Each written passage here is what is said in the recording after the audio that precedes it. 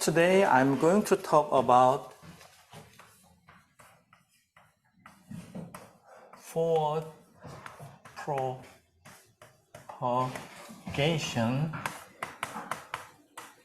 and backward propagation. Oops. At the beginning of the class today, I'm going to give you a short description of deep neural network architecture. Based on that, I'm going to introduce the basic principle of forward propagation and backward propagation. By using very simple structure, I'm going to derive some equations to talk about these propagations. My original background is electromagnetics. You may know that electromagnetics propagate at the speed of light. So propagation, deflections, and impedance matching is very core part of theory on microwave engineering and antenna theory and so on. Surprisingly, now in these days I'm spending more of my time to do research on AI. Here also, propagation and deflections are the very important basic concepts during the training of deep neural network. In microwave theory, forward propagation is incident wave and backward propagation is reflected wave. Jungmin, you understand what I'm talking about? You may know that when we have impedance mismatch at the receiving side of microwave circuit, usually transmission line is designed to be 50 ohm and termination should be 50 ohm. If the impedance is mismatched, there will be some deflections.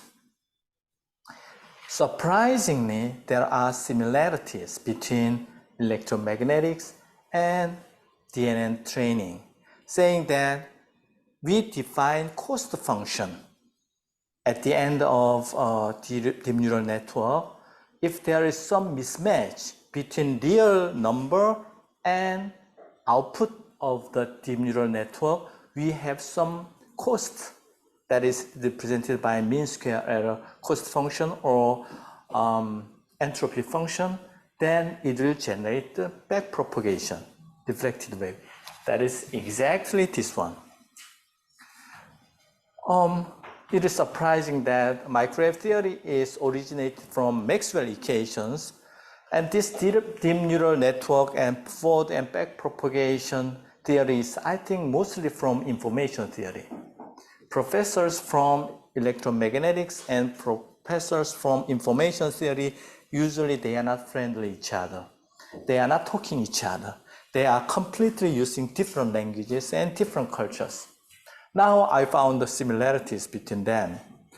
Now I can work with microwave engineering professors and information professors. That is big advantage of mine. So I'm gonna, in this class, I'm gonna give you a chance to be like me. Is it exciting? I hope so. In microwave engineering,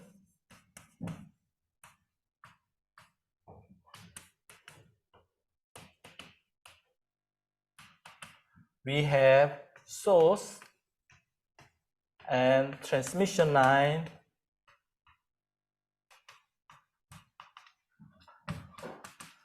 and termination. In order to send electromagnetic signal from source to receiver at a speed of light, we have to avoid the deflections that increase the cost of our computer system and semiconductor system. Because if we put the 50 ohm terminations, usually it has to have DC current. So high speed AI always means a lot of money and it asks a lot of investment. So only a few persons in the world, like Sam Altman or CEO of Microsoft, can handle all those. So that is a sad part of machine learning. Similarly, in AI computer and AI supercomputers, they have to send signal each other to share the training data, and also sometimes they have to work together to complete some generative AI. But sadly, they have to communicate with the speed of light. Because of that, they have to put 50 ohm termination. And sometimes it causes reflections, and that is represented by deflection coefficient. Usually, gamma is expressed by the difference between transmission line impedance and termination impedance. You may know that in AI computing supercomputers, HBM is most crucial part of the memory, and they do not have these terminations yet. That is because why the bandwidth of a line is limited, less than 10 gigabps. But rather than increase the speed of, rather than increasing the speed of transmission, they are using more number of lanes, like 1024. But some years later, I assume that HBM also has to have 50 ohm terminations.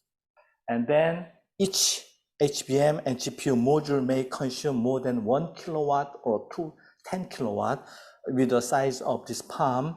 So we have to find a cooling solution. Otherwise, we cannot do all those computations. In a similar way, in the deep neural, this is the microwave engineering. In deep neural society, we have input data, and we have deep neural network, and we have output y, and also we may have real value y dash, and y minus y dash square is becoming cost function, and cost function determine the amount of back propagation.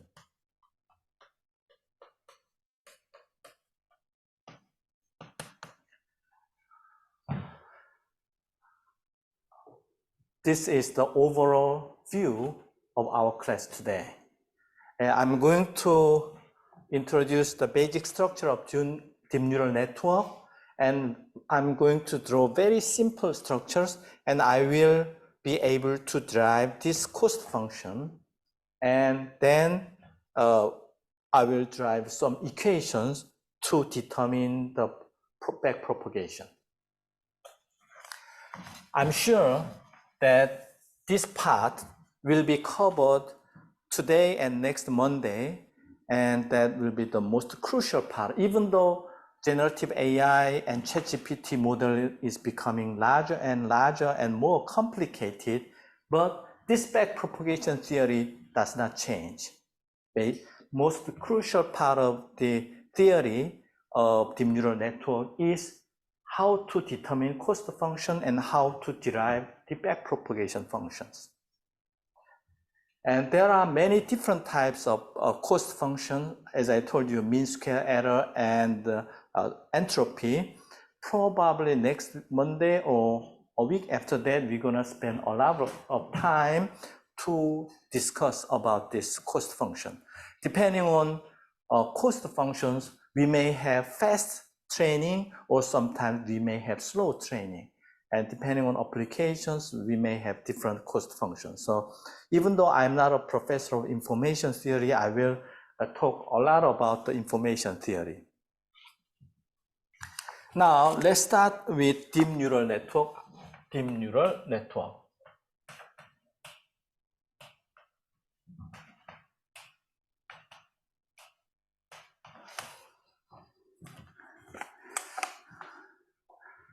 We have input vector,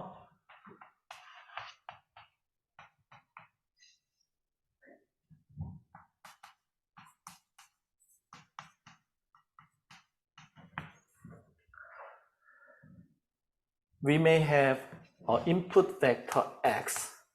X could be a text, or X could be image, or X could be sound. Or sometimes it could be a combination of them. And let's assume that this vector, input vector, has 3 elements, x1, x2, and x3. Then this will be connected to next hidden layer.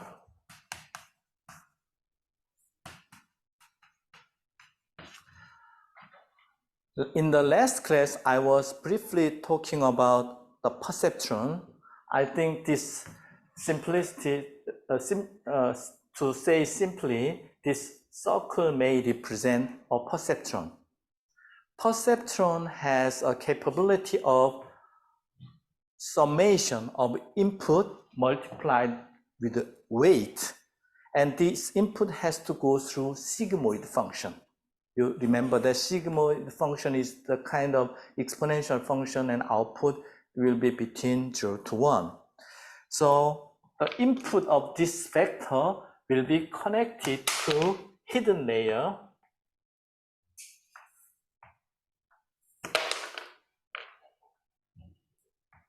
We may have some weight W00, W10, W. Sometimes I'm a little bit confused. 10, 20, something like that. So we have 9 weight.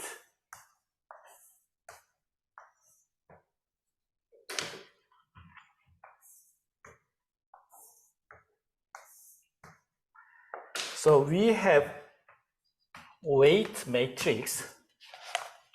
It could be 3 by 3 matrix.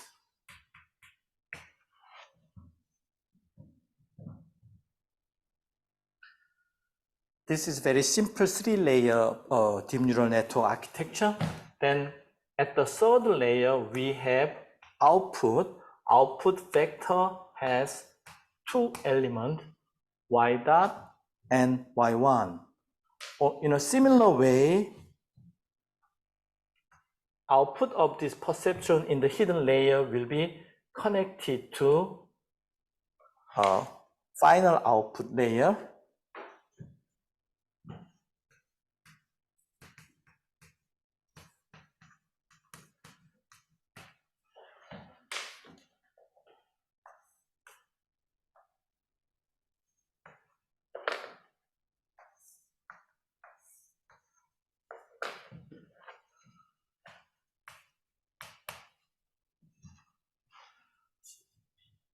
The connection between hidden layer and output layer can be expressed by this YW dash matrix.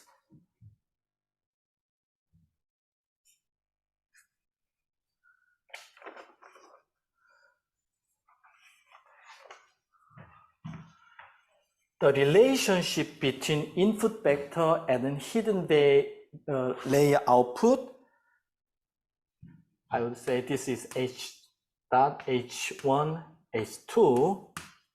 I think this should be H dot H1 and H2. This is the mathematical representation .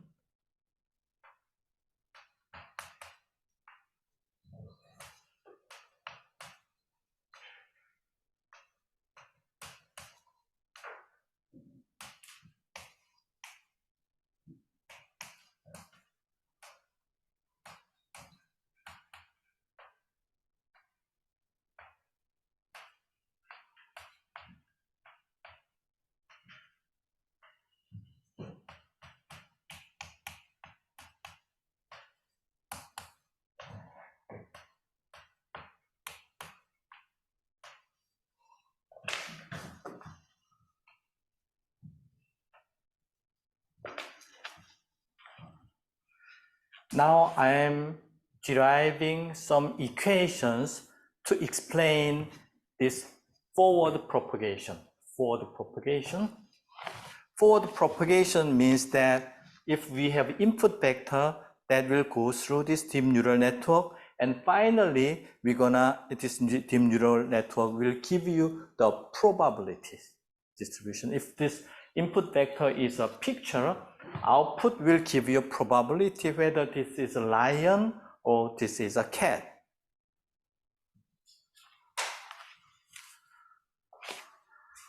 This sigmoid function, you remember, is an activation function, and you may remember in the previous lecture, it has output between 0 to 1.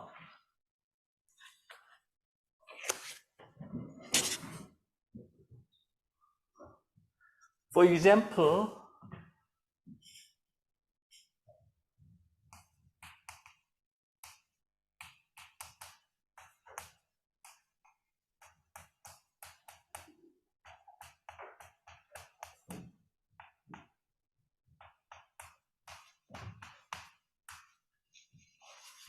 I think sigmoid function is sometimes represented by g function. It is kind of minus w x 1 over.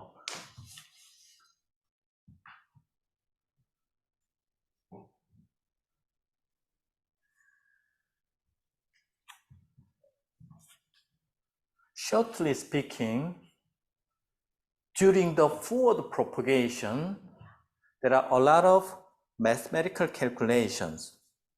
Important part is input vector and weight matrix is multiplied, and that goes input to the sigmoid function, and output will be hidden layer numbers, H0, H1, and H2. And this hidden layer output will be multiplied by next weight matrix W dash, and that will go to the input of sigmoid function of output 0, Y0 and Y1.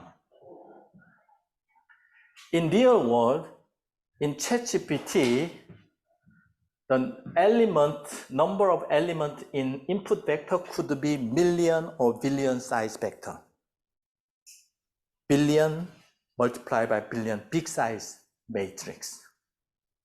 But for the simplicity of explanation, this is the very core mathematical description of forward propagation. So when you are designing an AI semiconductor or supercomputer, that GPU and HBM and that kind of semiconductor has to be able to calculate this matrix multiplication and sigmoid function very efficiently. Efficient means minimal time. Then we may have 100 and 1,000 GPU. We have to be able to assign some matrix calculation on GPT-1, some matrix calculation on GPT-2, and 3 on. So it is kind of scheduling and mapping.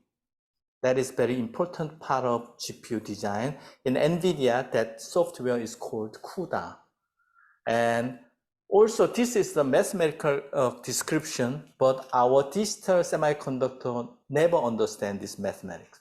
So we have to be able to translate our mathematical description to an instruction set of GPU.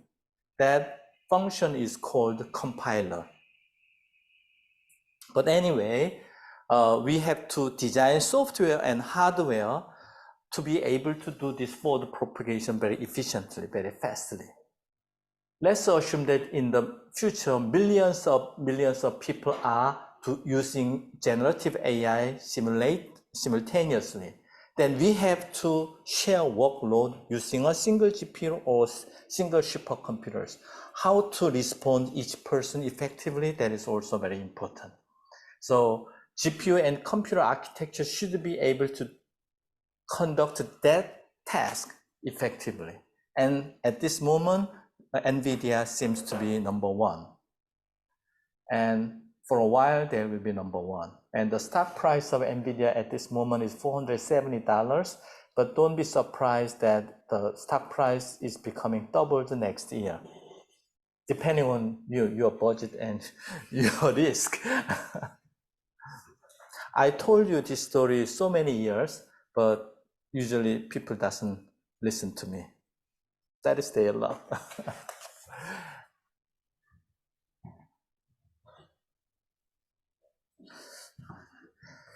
I'm sure this mathematics and explanation is high school level, but please remember that important principles are not that complicated. Sometimes it's simple. So understanding some subject with a simple theory, combination of simple theory, that is very important. Sometimes to figure out what is next and what is important. Another equation to describe this forward propagation can be described by this matrix equation.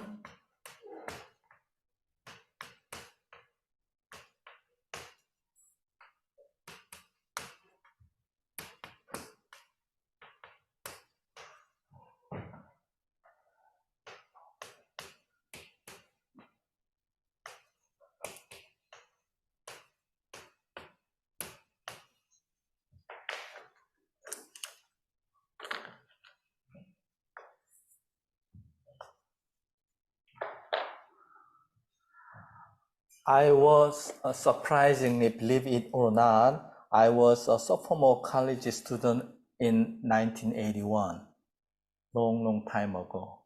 But mentally, I'm young as at the time. You should believe in me. And curiosity, energy, passion is almost the same. Only the physical strength is declining. That is the sad part of my life. And I'm hitting some golf balls at the practice range, and the distance is becoming shorter and shorter. Very sad. But there are other things to enjoy because I can give you lectures to these bright students, and in my age, only a few persons can have a meeting with young students like you. So that is my privilege. In the sophomore years, I took a class of linear algebra. I was really enjoyed that class. In a book like 200 or 300 pages, there are so many theories. And at the end of the semester, I was able to derive all those equations by myself. So definition of linearity, independence, and presence of inverse matrix, and there are so many theories in there. I really like that. But I'm not as good as professors and mathematics, but I still remember the beauty of linear algebra. After 40 years, I come back to linear algebra. And last year, I bought an algebra book again, and I quickly reviewed that. I still remember most of them. So even though I'm writing these equations, in these days, I'm working with my students for electromagnetics and signal integrity and power integrity of semiconductor system. Those are basically based on Maxwell equations and circuit theory and device physics. Surprisingly, I'm moving more and more to the mathematics. So life is coming back. Please remember that device physics is approach to Moore's law and a Moore's law. It's really, really difficult to make good innovations, especially professors at university or students, even though they are in PhD degree, there are very little room to contribute to them.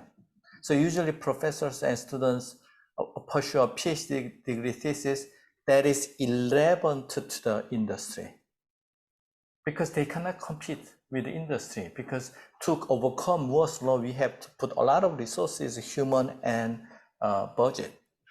Single students cannot do much, so they pick up a thesis that is most suitable for academic publications. That's good for PhD, but the distance between real world and the school is becoming larger and larger. Now, the manufacturing system and semiconductor circuit, no, whole chip design is becoming really complicated. Number of transistors in a chip is 100,000 millions or billions and more. And we have to adjust all those connections and feedback to perform computing.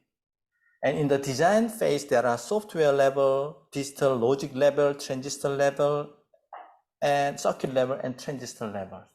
Very complicated. So a few group of people cannot do best design. So it is now in these days, it is more important to optimize the design. In a chip design, we may have trillion number of parameters. Even expert engineers cannot do that. So now big task of semiconductor design and software design is how to optimize them. It is bestly described by mathematics. So if I have a chance to go back to undergraduate degree again, I would go to the mathematics department. And here I come back again. Mathematics is most important way of thinking, way of computing, way of designing software and hardware.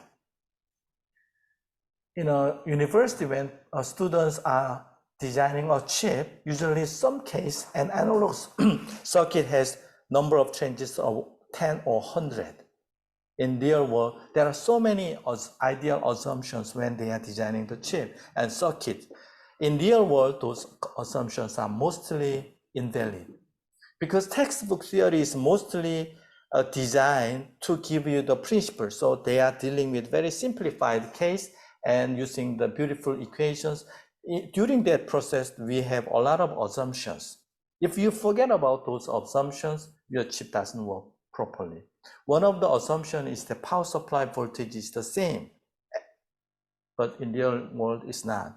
And in the textbook, we are assuming that we have a ground of 0 voltage. In real life, there will be never ground. In an automatic vehicle does not have any ground. In aerospace, airplane or satellite or smartphone, we do not have any ground. So when we are designing circuit, we are assuming we have an ideal ground. So there are so many discrepancies. But anyway, in the future, I would go more on mathematics. And to explain forward and backward propagation, even though this is a high school level mathematics, but still is most important way of thinking, way of analyzing, and way of designing. In vector notations, we can also derive this equation.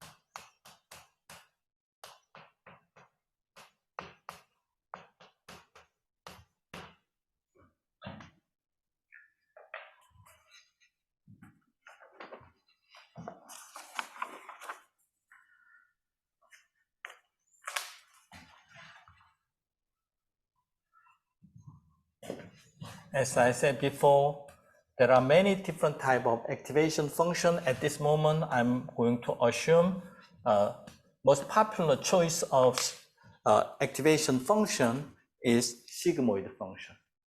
When you are designing your AI softwares, sometimes you can use libraries, and when you are using the libraries, you have to choose activation functions.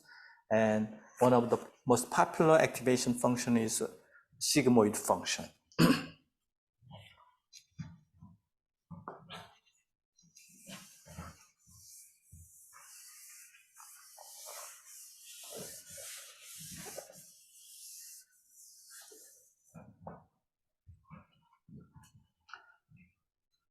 I think there are three main tasks we can ask AI do. One of them is classification.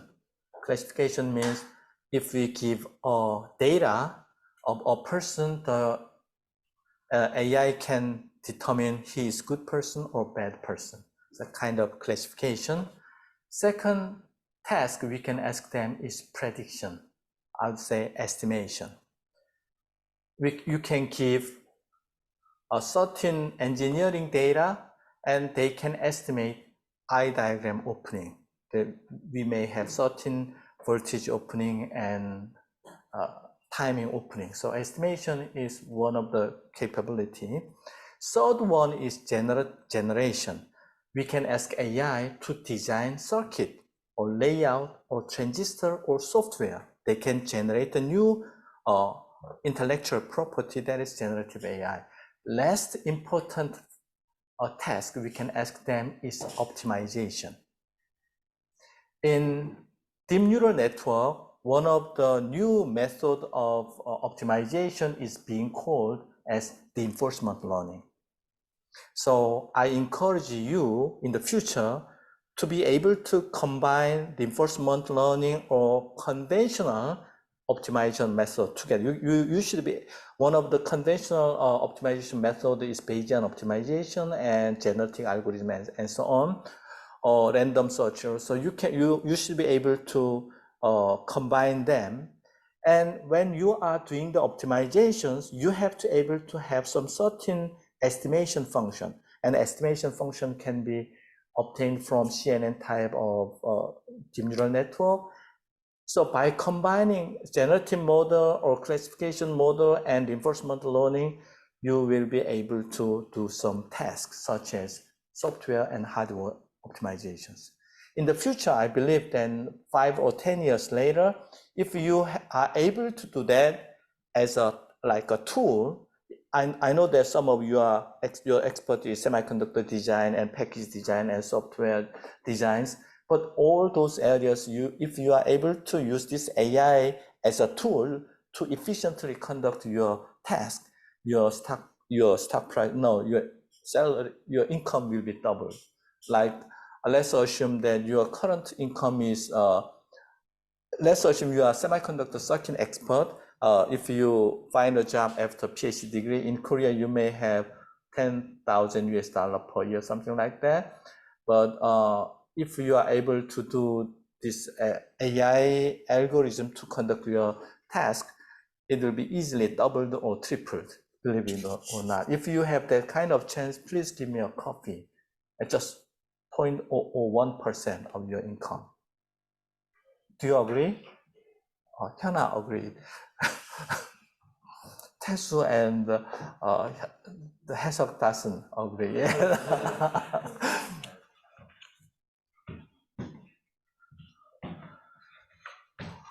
So we was able to give you very short, brief description of architecture, and we derived these equations to describe the fold propagation. What's the meaning of that? I will give you some comments on these equations. First one is a lot of huge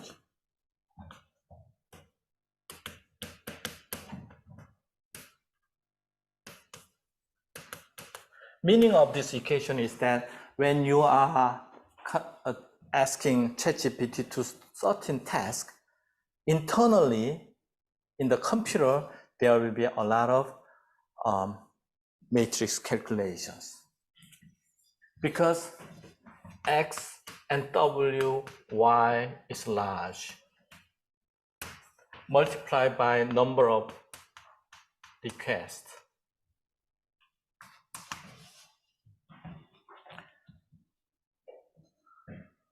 So when you are designing compiler, you have to be able to divide this matrix, and you can ask each GPU to do the calculations, and also you have to combine them together to complete this single matrix calculation. Also, you have exponential function capabilities.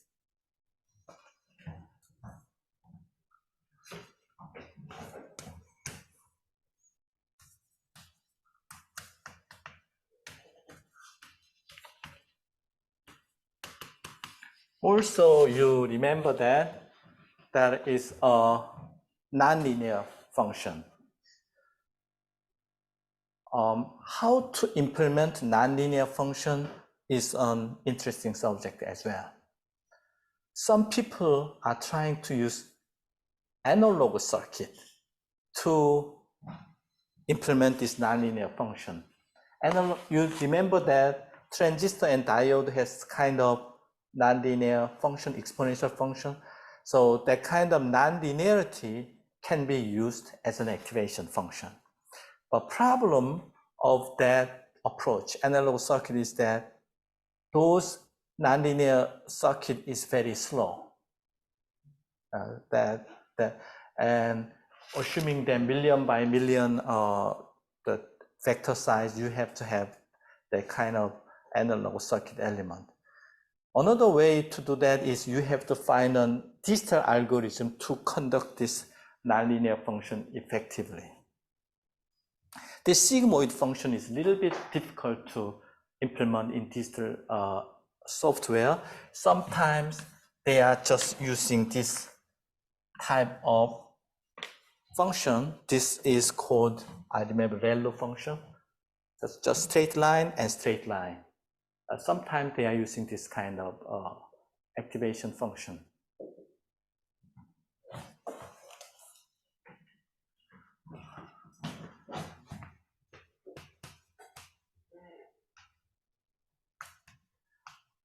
Also, meaning of this equation is that memory bandwidth is most crucial part of hardware design. Input vector is stored in memory. This weight matrix are also stored in memory. Output, hidden layer and output layer has to be stored in memory. So what I understand is GPU is able to do the matrix calculation very efficiently, but after the calculation, they have to write it down because GPU cannot remember data for a while. If they wanna have memory inside GPU, usually that has to be a form of SRAM. It takes a lot of space and power consumption. There are a company called Cerebras in USA. They are using 12-inch wafer is becoming a single chip. They are putting huge number of SRAM on it, and they put some GPU element scattered all around the wafer. And it is usually very, very expensive solution. In some applications, some organization or company may need that kind of that. So my point, and in my approach is GPU and HBM will be stacked on the top of each other. They put through silicon via to make a fast connections and large bandwidth is speed of a signal on a line multiplied by number of lines. Interconnection should be large. That's why I believe that memory should be stacked on the top of each other. And if you put millions of via to connect GPU and memory, we can increase the bandwidth. But anyway, in the von Neumann architecture, we have calculation element and memory element.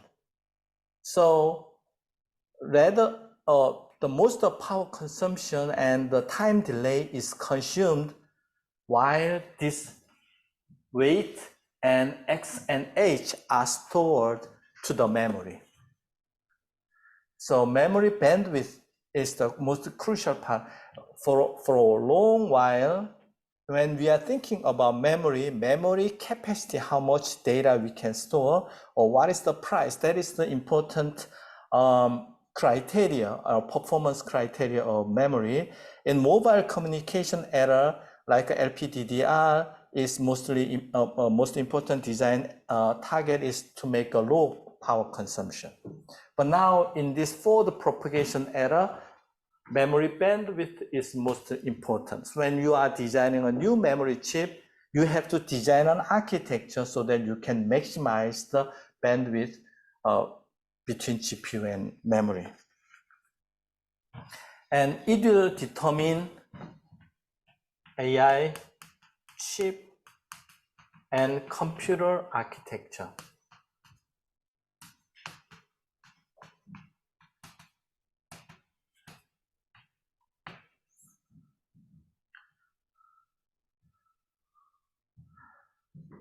I remember current computer architecture is being called as von Neumann architecture,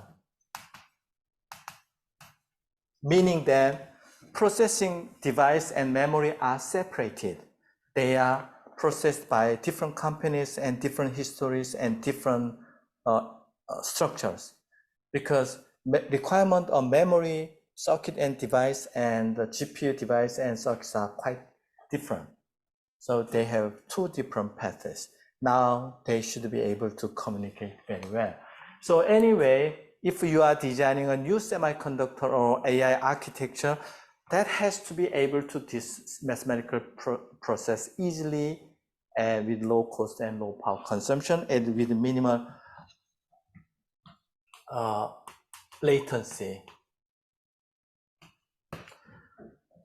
Another way of expressing the backward propagation is inference. In AI society, they are saying this is inference process. If you give them text or image, the output will be a new text or image or classification, whatever. This is not, in this inference process, I'm assuming that all these weight metrics are pre-trained already. And we have to copy from this pre-trained weight matrix from the main computer, and we just conduct inference. And this forward propagation is basic building block of inference.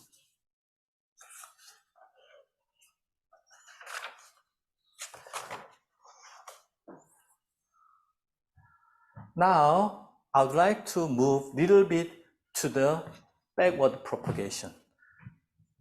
Probably again, we're gonna come back to this kind of discussions again, but because this is the second class of this semester, I'm going to shortly explain that. Now I will move on to the backward propagation.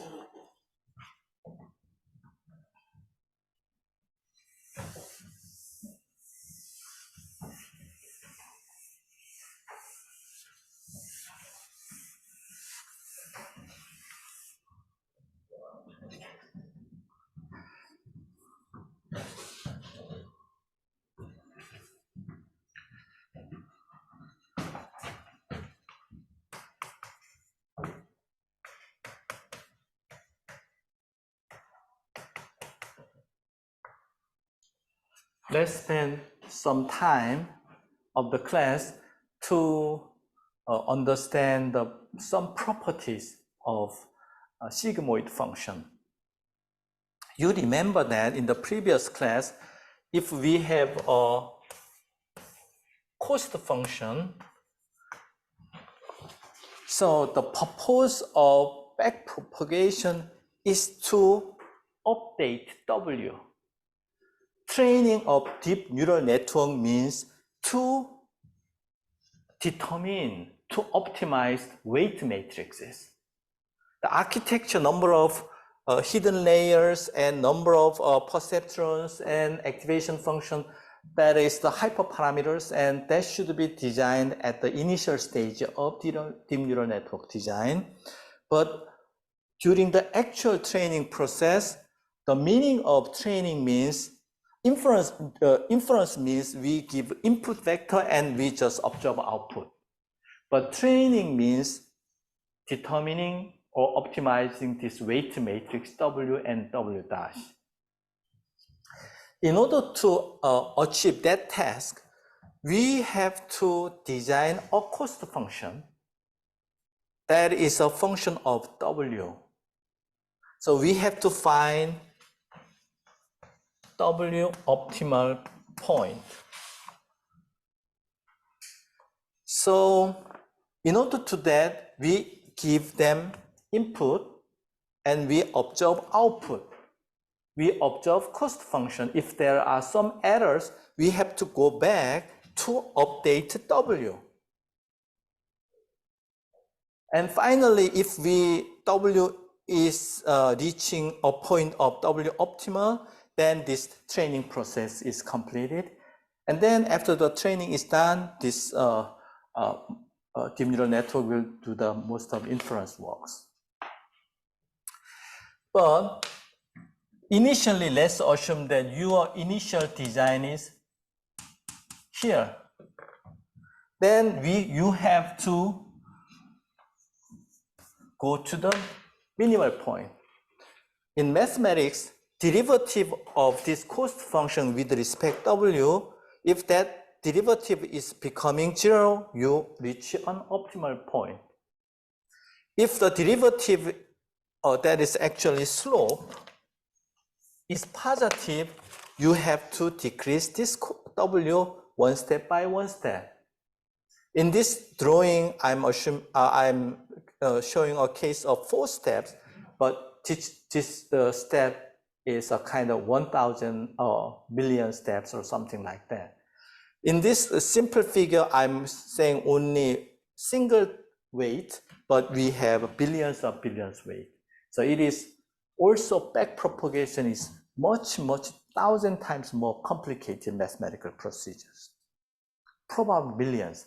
So when I'm designing on AI supercomputers, if we have really super GPU and computers, that will be mostly assigned for training, because backpropagation takes a lot of mathematical process, and probably inference for ourselves maybe a single GPU. Or if let's assume I have a single GPU who is solving for my job, probably there might be some millions of million GPU are working for this training process, including backpropagation, without sleep and without nap or whatever, without lunch or dinner, only electricity. So during this backpropagation process, we have to be able to do the derivatives. So when you are designing this cost function or activation function, I would say it should be derivative. So if you design certain activation function, if that we cannot do derivatives, it is not suitable for us. So when you are designing activation function, the property of differentiation is very important part of requirement of the activation function. Secondly, it has to have certain nonlinearity, and it has to have certain probability distribution function like 0 to 1 or something like that. So there are only a handful of activation functions in the world that meet this kind of requirement. So you remember that activation function, a sigmoid function, is represented by this simple form: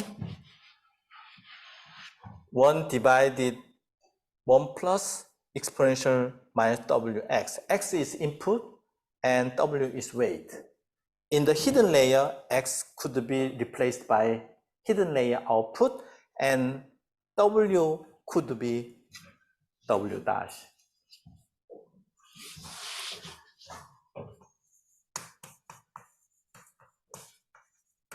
Let's assume that our cost function has certain form of sigmoid function. We should be able to derive this slope of this cost function, and in order to that, we have to do this derivation. This is a high school level.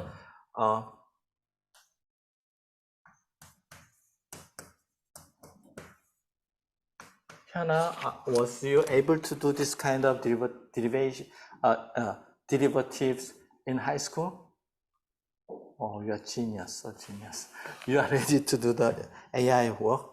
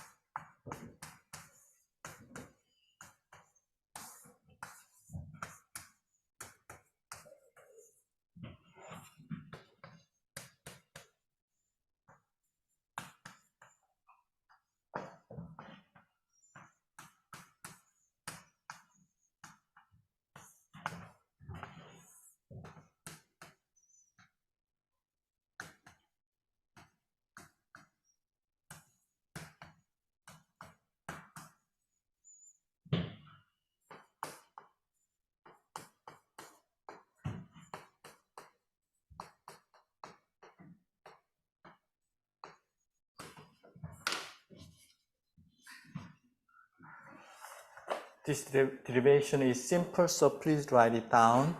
In the daily life, we don't need to be able to derive or remember all these equations, but just for fun, you can follow these derivations.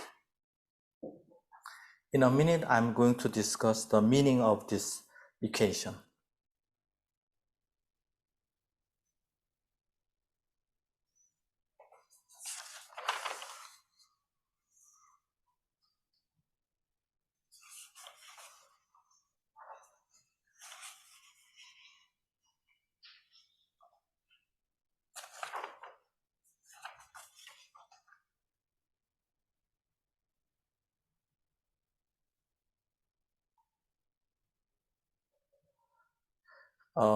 You can use PyTorch or TensorFlow when you are designing the AI programming. Sometimes you can use ChatGPT, but it is good to have good fundamentals of backpropagation to be more confident on the work what you are doing.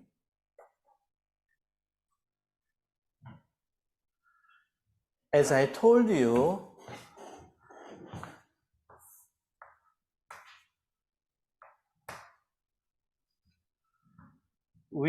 you have to find out a point where cost function is minimal. Of course, cost function will be represented by sigmoid function because output of each layer will be described by sigmoid function. So definitely when you are designing a cost function, sigmoid function is involved or included. Anyway, during the iteration of training process, you have to find out values of weight in your deep neural network. Billions weight. The weight parameters has to be determined and updated until you reach a point where cost is minimal. In order to do that, you have to be able to do this derivative of sigmoid function, and I am doing this simple scholastic representation of sigmoid function, and we did that. And finally, we obtained this. The meaning of that is the beauty of sigmoid function is derivative is represented by the g itself and 1 minus g. So this is a simple multiplications. So derivative is becoming much easier. Rather than doing all these derivatives using the digital computers, just multiplication. Output of sigmoid and 1 minus sigmoid and weight itself. That will give you the slope of each point. If you are good in mathematics, you can see that, if gx is becoming 0.5, this is going to be 0.5, this is going to be 0.5. Usually there is a point where we have a minimal number because this sigmoid function derivative is represented by this. So numerical calculation of derivative is much easier when we are using sigmoid function. That is why sigmoid function is most popular in most cases. And in the second of class, I'm deriving this equation. What is next? I have to be able to derive equation of cost function, including G and W. That is the main goal of today's class and next class and all class next week.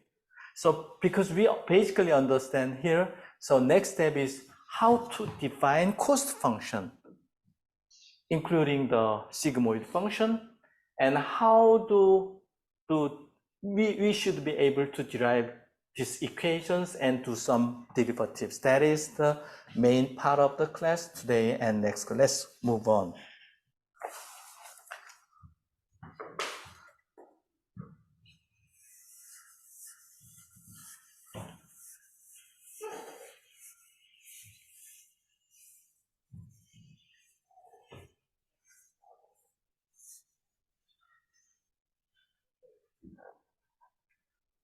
Now, for a simple case, I'm assuming that cost function is y minus y dash square. This kind of function is called mean square error function, mostly probabilistic function. Next Monday, I'm going to talk about more like entropy type function. But while you are designing your AI codings, you can choose what type of activation function, cost function you can choose, mean square error, entropy. But mostly in generative AI and ChatGPT, they are using entropy function. So probably next Monday or a week after that, I'm going to spend almost a whole week to talk about entropy. Even though I'm not a professor of information theory, but now I feel I'm good. So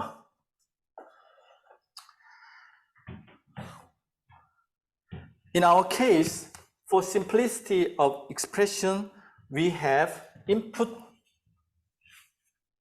vector H, and we have hidden layer, and we have output layer. The matrix and vector notations are very complicated, but to give you I don't want to give you very rigorous expressions, but I want to give you the basic idea. So X is the input layer, and H is a hidden layer. Y is output layer.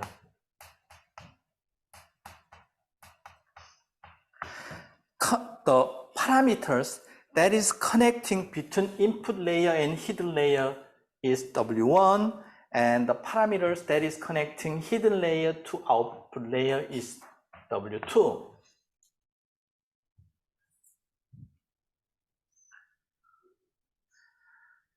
In order to find a derivative of this cost function, we have to conduct this mathematics.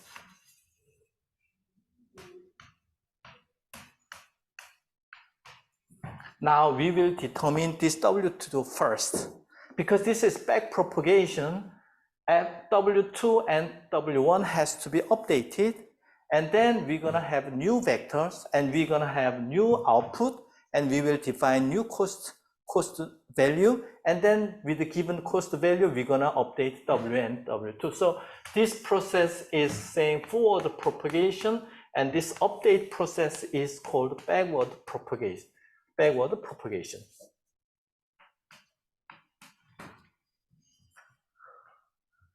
In order to conduct a backward propagation, we have to be able to do the differentiations, and we are going to do that.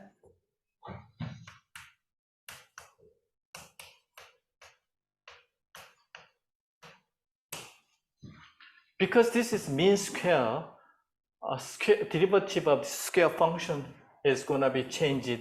Y minus y dash will shown up here, and we have to do the derivative of this inside y minus y dash. Y dash is a constant. We're going to have because y is only depending on W2. Y dash is not depending on W2. Y dash is a real value or real vector.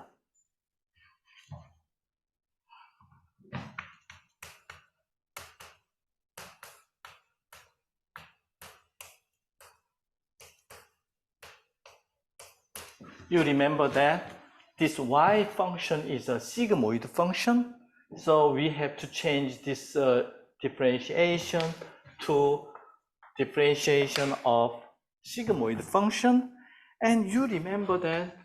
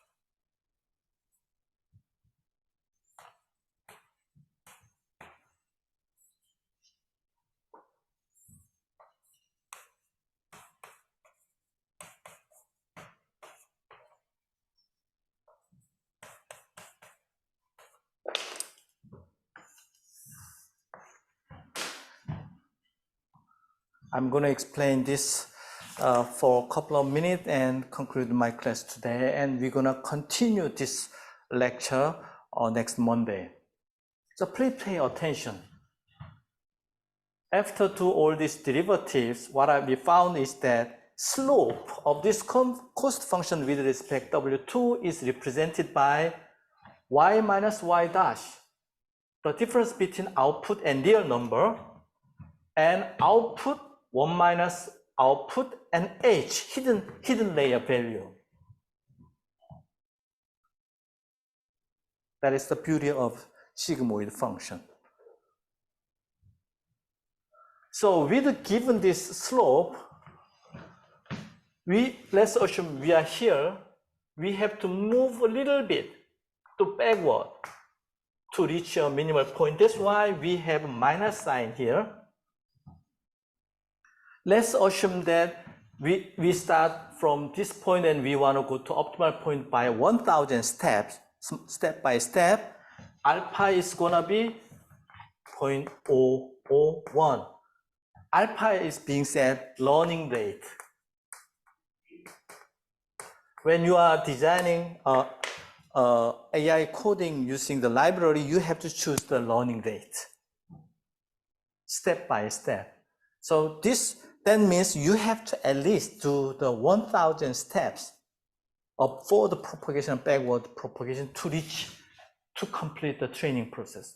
Again, this is huge amount of computing resources. That's why we have to have a supercomputer to do the training.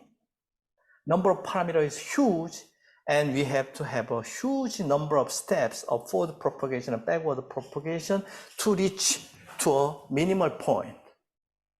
So you have to update W at each iteration of back propagation. This W2 is previous W, and this is running rate, and this is the slope of that gradient, and that is represented by the difference between your number and real output number and real number, and y 1 minus y.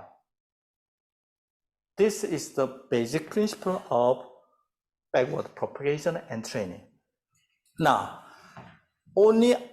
at this moment, I gave you the expressions to update W2. Then we have to derive equation for W1. And in the case of deep neural network, this number of layer is more than 200 or 1,000 in the future.